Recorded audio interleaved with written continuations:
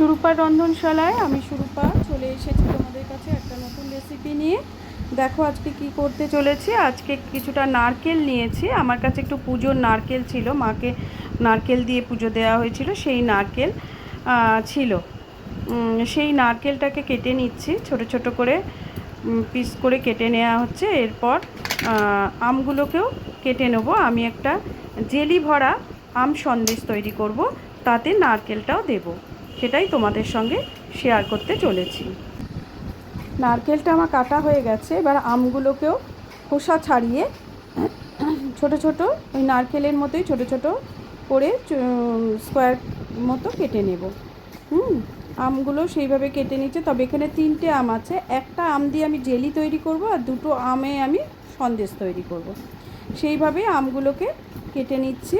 আমগুলো কাটা হয়ে গেলে তারপরে এগুলোকে পরবর্তী স্টেপে আমি চলে যাব। আমগুলো কিভাবে কাটছি তোমরা একটু দেখে নাও।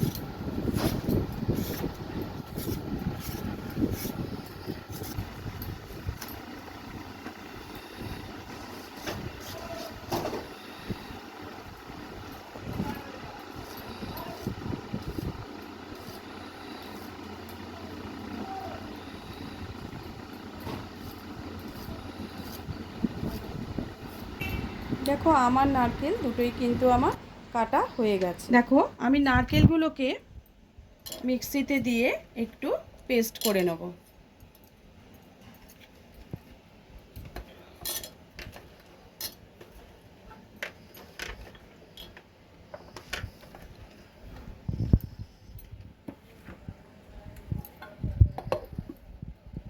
এবার এটাকে বন্ধ করে পেস্ট করে নিয়ে আসছি। দেখো নারকেলটা আমার ঠিক এই পর্যায়ে এসেছে, এখনো গোটা গোটা দানা দানা রয়েছে। এর মধ্যে আমি খানিকটা চিনি দিয়ে দেব।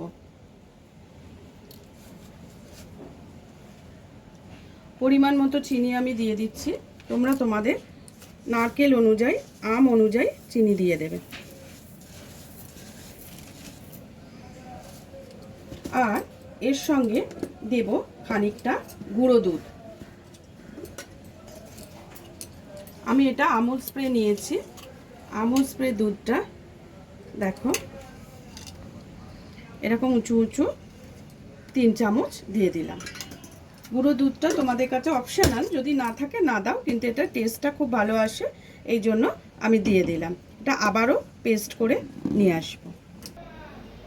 দেখো এটা একটু ড্রাই হয়ে আছে, এটাকে আমার আরেকটু ঠিক করতে গেলে এখানে তখন তোমরা কি করবে বলো তো, একটু দুধ দেবে। এটা আমি খানিকটা দুধ এতে দিয়ে, এটা 1.25 আছে। দুধের পরিমাণটা হচ্ছে 1.25। এটা দিয়ে দিলাম, যদি প্রয়োজন হয় আবার দেব, দিয়ে আবার এটাকে ঘুরিয়ে নেব। দেখো এবারে নারকেলটা পেস্ট আমার হয়ে গেছে ভালো মতো। দেখো কি সুন্দরভাবে পেস্ট হয়েছে, দেখো এটা সুন্দরভাবে পেস্ট হয়ে গেছে। এবার আমি এটাকে এখানে ঢেলে দিচ্ছি।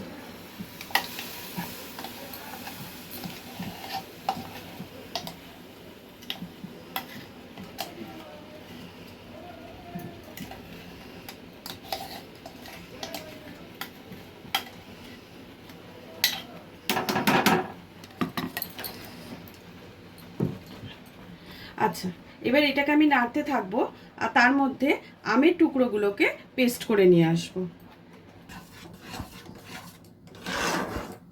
এটাকে আমি নাড়তে থাকবো আর তার মধ্যে একটু এলাচের গুঁড়ো আমি দিয়ে দেব।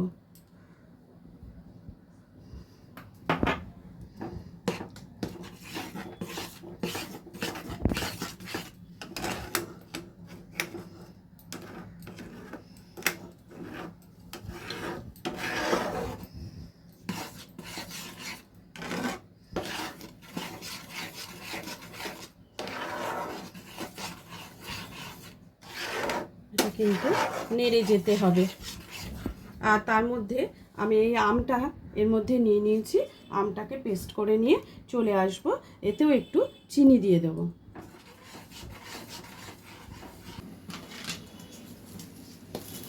আমি আমের মধ্যেও খানিকটা চিনি, বেশি না, 4 চামচ মতো চিনি দিয়ে দিলেই হবে, কারণ এই যেহেতু কাঁচা আম এটা কিন্তু একটু টক হবে, ওই জন্য চিনিটা দিলে সেটা মেকআপ হয়ে যাবে। তাহলে এটাকেও পেস্ট করে নিয়ে চলে আসছি। দেখো আমটা পেস্ট করে নিয়ে চলে এসেছি। এবার ওতে আমি একটু ফুড কালার মিশিয়ে দিচ্ছি। যেহেতু এটা আমার কাঁচা আম তাই একটু ফুড কালার দিয়ে দিচ্ছি। আর এদিকে নারকেলটা কিন্তু আমার পাকটা অনেকটাই হয়ে গেছে।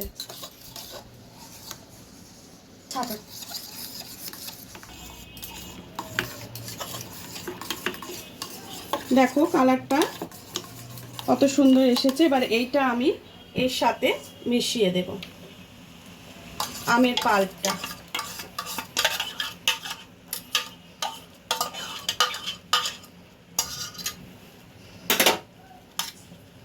একটু হাত লাগাতে হলো, তার কারণ না হলে এটা কিন্তু ঠিক মতো হবে না। এবার দেখো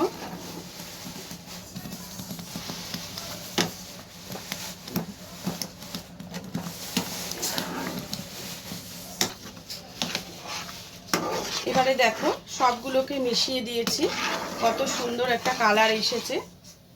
ওহো,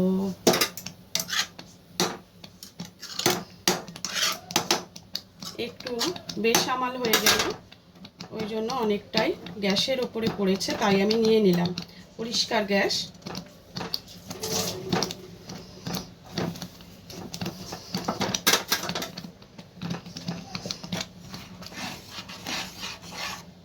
এটাকে ভালো করে নাড়তে থাকবো যতক্ষণ না ঠিক মতো তৈরি হচ্ছে।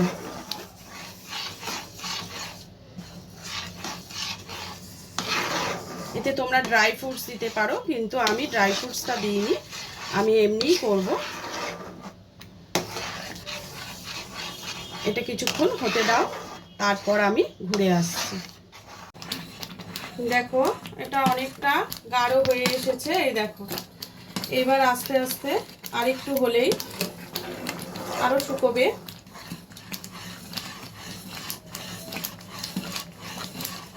এতে কিন্তু কোনো জিলেটিন নেই, কোনো রকম স্টার্চ নেই, কর্ন স্টার্চও দিইনি, কিছুই না। এটা নিজে থেকে রেডি হয়ে যাবে।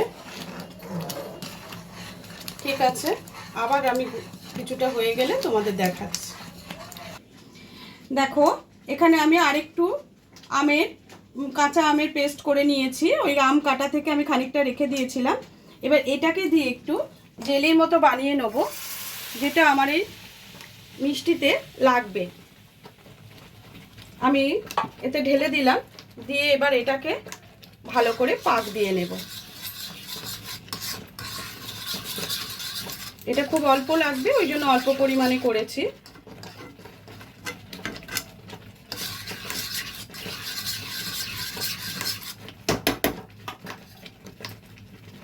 এটা হতে থাকুক।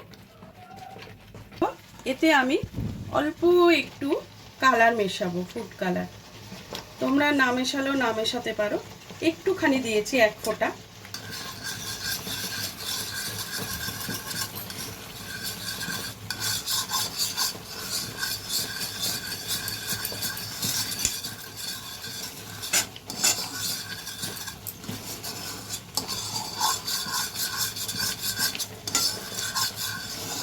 একটা জেলির মতো রেডি করে ফেললাম।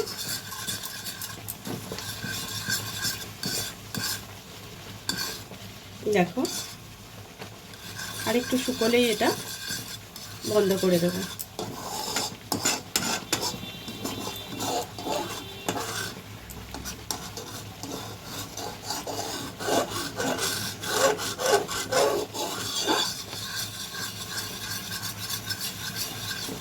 দেখো এবার এটাকে বন্ধ করে দিচ্ছি। রেডি হয়ে গেল আমার জেলিটা।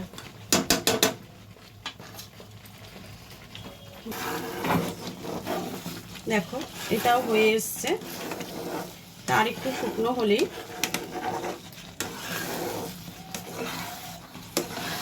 দেখো কড়া থেকে ছেড়ে ছেড়ে আসছে। আর একটু শুকনো হলেই আমি এটাকে কড়া থেকে নামিয়ে নেব। আর একটু শুকনো হোক। দেখো এবারে এটা কড়া থেকে ছেড়ে যাচ্ছে, তার মানে এটা হয়ে এসছে।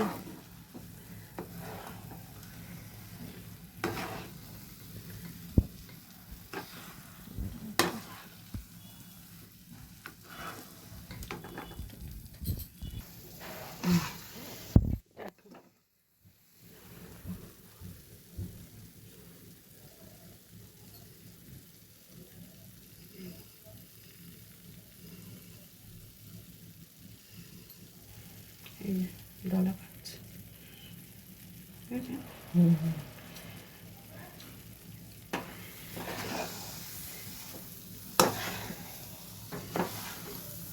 এবার এটা আমি এই পাত্রের মধ্যে নিয়ে নেব।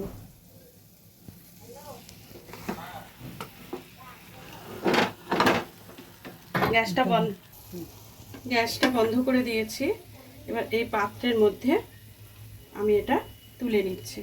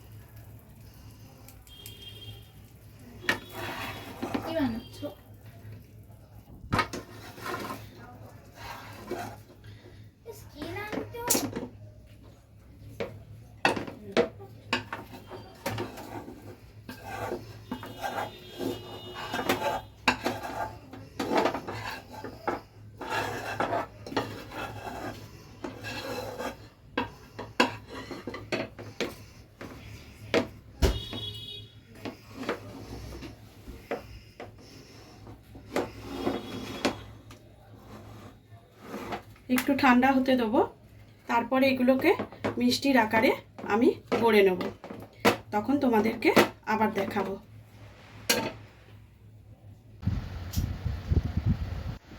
দেখো এবার আমি একটু হাতে ঘি মেখে নিলাম।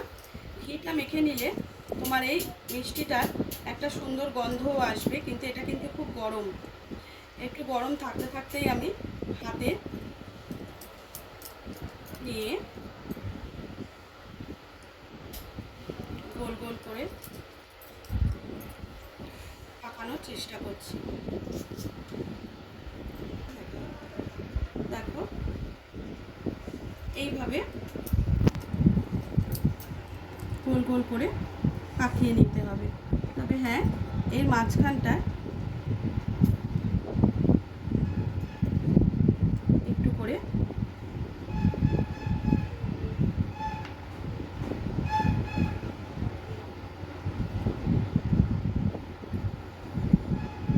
এইভাবে একটু জেলি দিয়ে দেবে। আমেরই জেলি, ডিফারেন্ট কালার দিয়েছি আমি। ওর ওপরে পেস্তা দিয়ে দিলে কিন্তু খেতে খুব ভালো লাগবে। এবার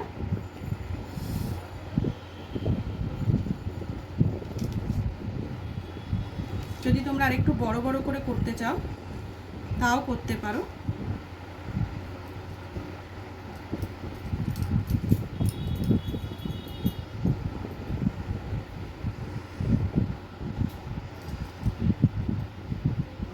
এটা করে নিয়ে কিছুক্ষণের জন্য ফ্রিজে ঢুকিয়ে দেবে, কেননা এসব মিষ্টি একটু ঠান্ডা ঠান্ডাই ভালো লাগে।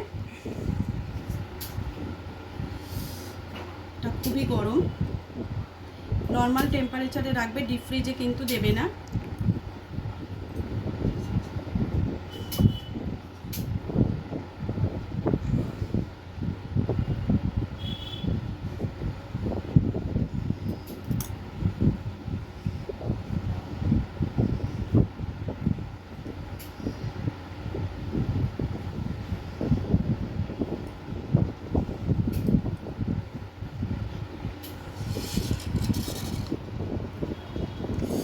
প্রচণ্ড গরম, দেখো আমার হাতটা পুরো লাল হয়ে যাচ্ছে।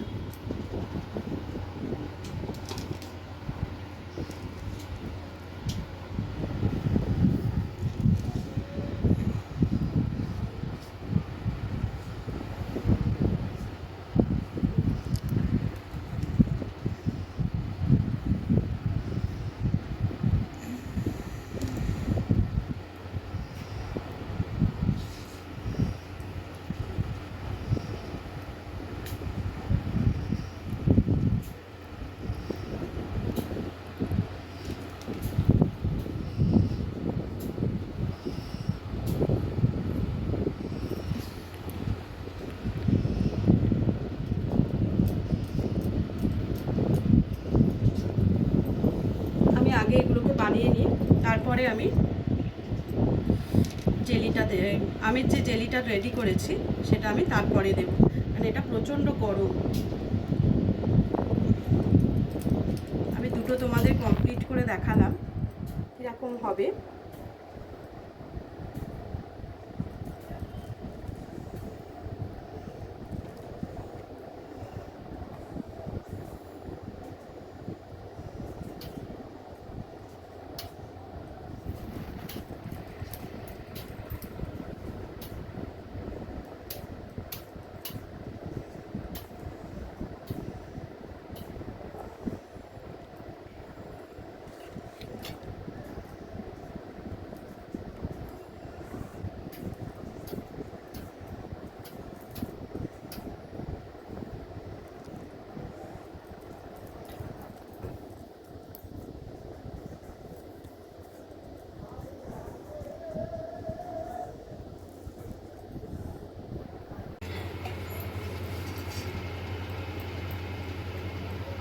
দেখো কিছুটা দিয়ে আমি এই পুর দিয়ে কিছুটা লাড্ডুর মতো করেছি, কিছুটা জেলি দেওয়া সন্দেশ করেছি, এগুলো গড়ে রেখেছি, এগুলোতেও আমি জেলি দেব। কত রকমভাবে চেষ্টা করলে সবই হয়। আজকে জিনিসটা কিন্তু খেতে খুব ভালো হয়েছে। আমার মেয়ে টেস্ট করে বলল যে মা খুব ভালো হয়েছে। কি রে বাবাই, ভালো হয়েছে তো? হ্যাঁ, খুব ভালো হয়েছে।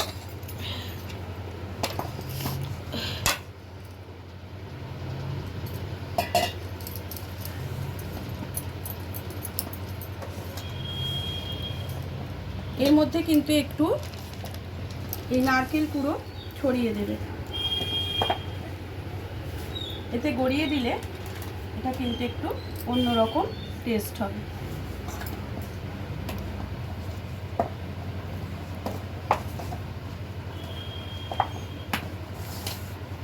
মতিচুর লাড্ডুর মতোই লাগে দেখতে, দেখো।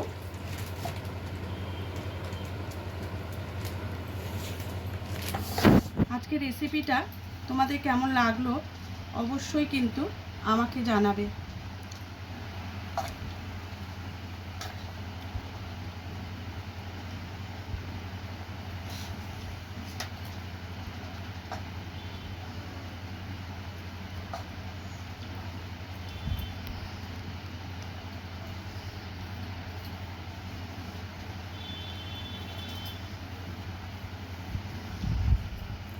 দেখো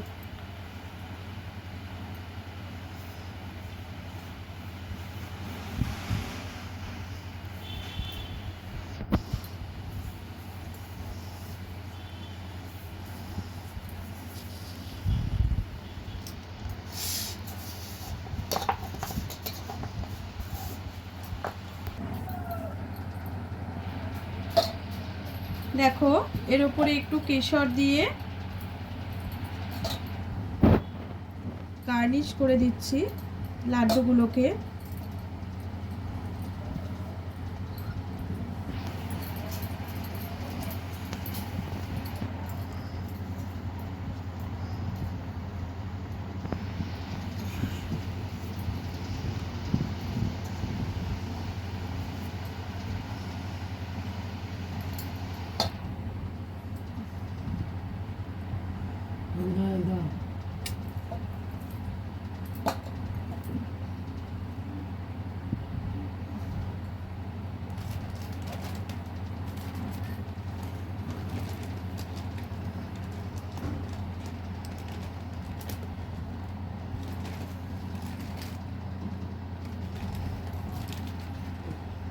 তোমরা যদি আরও কোনো ড্রাই ফ্রুটস দিতে চাও তা দিতে পারো অবশ্যই।